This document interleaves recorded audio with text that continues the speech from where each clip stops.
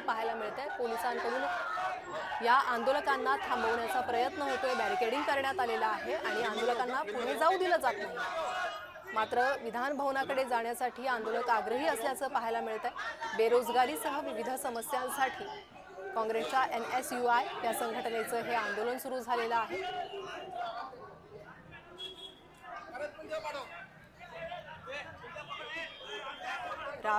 आपल्याला विधान भवनावर जाऊ द्या आणि संबंधित मंत्र्यांशी या संदर्भात चर्चा करू द्या अशी मागणी या आंदोलकांची आहे।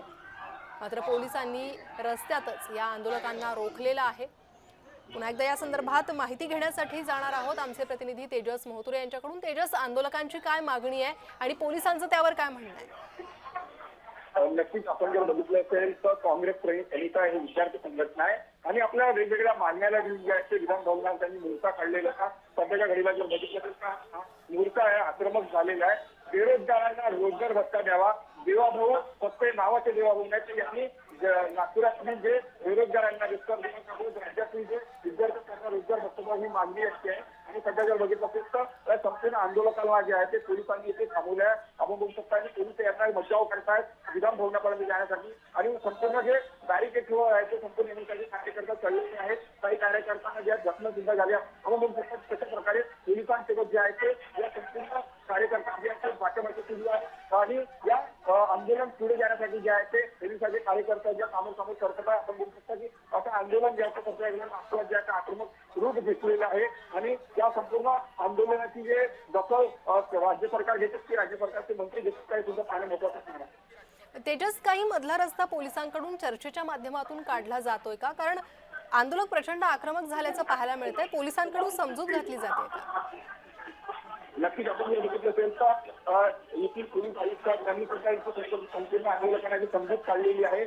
तुमचे जे मागण्याचे जे निवेदन आहे ते आम्ही जे आहे ते आम्ही संबंधित मंत्र्याला देऊ मात्र संपूर्ण कार्यकर्त्यांचे म्हणणं आहे की आम्हाला या संदर्भात मंत्र्यांना भेटायच्या पालकमंत्र्यांना भेटायच्या आणि या संपूर्ण संदर्भामध्ये संपूर्ण कार्यकर्ते याचे आक्रमण झाले आपण बघू शकता त्याच्या प्रकारे ज्या पद्धतीने संपूर्ण कार्यकर्ते जे बॅरिकेडवर चढलेले आहेत आणि पोलिसांसोबत जे आहे ते सध्या घडीला या कार्यकर्त्यांनी पोलिसांच्यामध्ये सध्या निधन सुद्धा सुरू आहे। अशा प्रकारचे आंदोलन सध्या पेट घेताना आपल्याला सध्या नागपुरात दिसत आहे। तेजस, सध्या नागपूरच्या कोणत्या परिसरात हे आंदोलन येऊन थांबलेलं आहे आणि कोणत्या परिसरात पोलिसांनी या आंदोलकांना रोखलंय?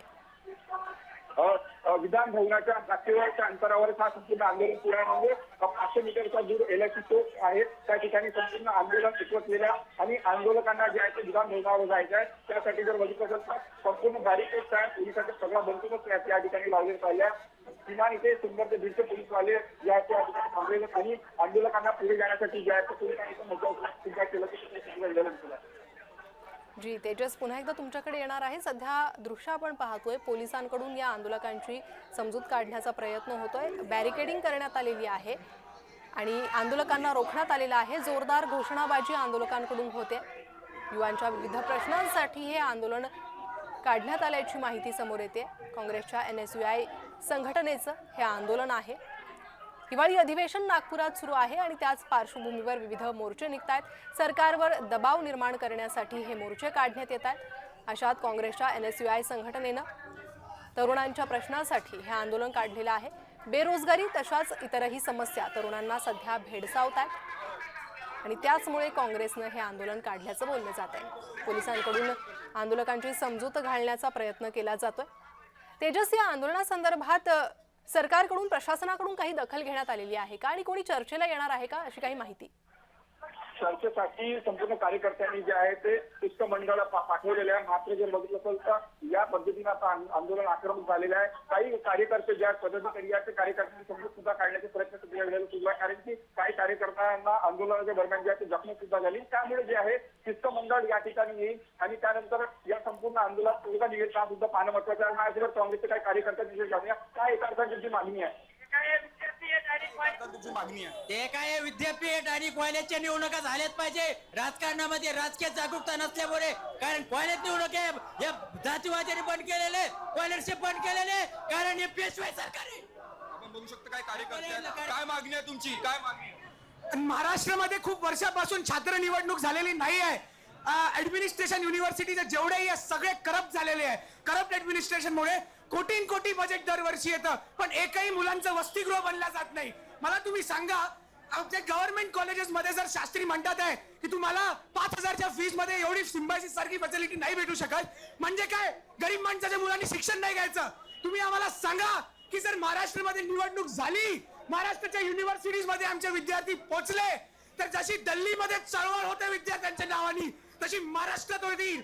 आणि दिल्लीचा तख्त राखतो हा महाराष्ट्र माझा. बघू शकता की छात्र निवडणूक झाल्या पाहिजे, विद्यापीठ कायद्यानुसार जे आहे ते निवडणुका व्हायला पाहिजेत. मात्र महाराष्ट्रामध्ये जे कुठेतरी छात्र निवडणुका होत नाही आहे आणि त्या कारणावरून हे सुद्धा त्यांची मागणी आहे ते आहे दिल्लीमध्ये ज्या प्रकारे निवडणुका होतात, विद्यार्थी निवडणुका, ते सुद्धा निवडणुका महाराष्ट्रामध्ये व्हाव्या, विद्यार्थ्यांनी कायद्यानुसार व्हाव्या, ही मागणी जी आहे त्या संपूर्ण कार्यकर्ते आणि संपूर्ण कार्यकर्ते आक्रमक झालेले आहेत. पंडित जवाहरलाल नेहरू यांचे फोटो घेऊन जे आहेत संपूर्ण कार्यकर्ते सर्वांची मागणी जी आहे ते कार्यकर्ते धरून आहे. आणि संघापासून आम्हाला आजादी पाहिजे, या मुक्ती पाहिजे, अशा प्रकारे काय मागणी असणार आहे तुमची सगळ्या याच्यात?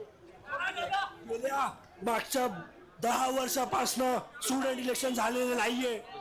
1992 पासून इलेक्शन झालेलं नाहीये. इथे हे कारण की जे नेते आहेत त्यांच्या मुलांना ते पुढे करतायत. नेपोटिझमचा हा भाग ते पुढे करतायत. त्यांचे मुलं, त्यांचे परिवार ते समोर करतायत, पण सामान्य मुलांना ते समोर करत नाही. सामान्य नागरिक, सामान्य स्टुडंट ते समोर करत नाही. गेल्या काळात अगदी अगदी तेजस, सध्या एक आंदोलक आक्रमक झाल्याचं पाहायला मिळत आहे. धन्यवाद तुम्ही दिलेल्या या सविस्तर माहितीसाठी.